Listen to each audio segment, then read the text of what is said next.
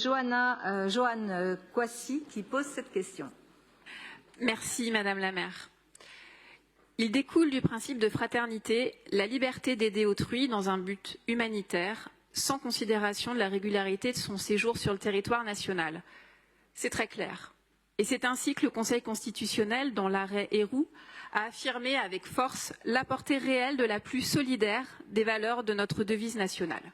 Oui, dans le pays des droits de l'homme, le fait de respecter la dignité élémentaire des personnes en leur permettant de survivre possède une valeur constitutionnelle cardinale et infiniment supérieure aux considérations administratives quant à leur droit au séjour.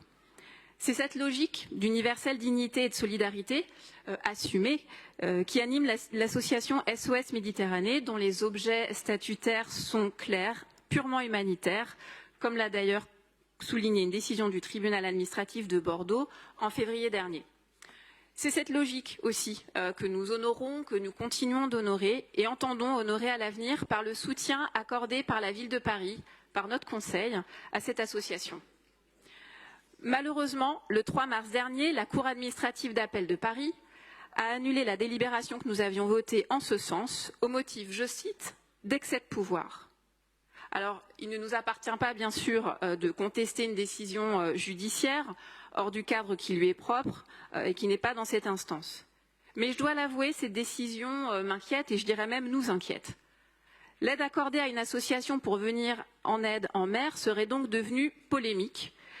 Pour une partie de nos concitoyens, tant nous nous sommes habitués collectivement depuis 50 ans à ce que les migrants soient présentés comme des problèmes, comme des boucs émissaires, comme les boucs émissaires de tous les maux réels ou supposés de notre société, puis comme des criminels dont l'existence même est illégale, des migrants qui ne sont donc même plus porteurs de dignité et de droit.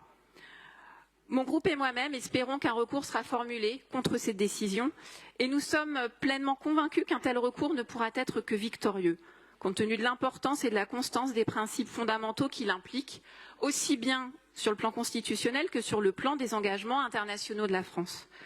Je sais l'engagement de notre ville pour les valeurs des droits humains et nous soutenons bien sûr plus que jamais la décision de financer SOS Méditerranée.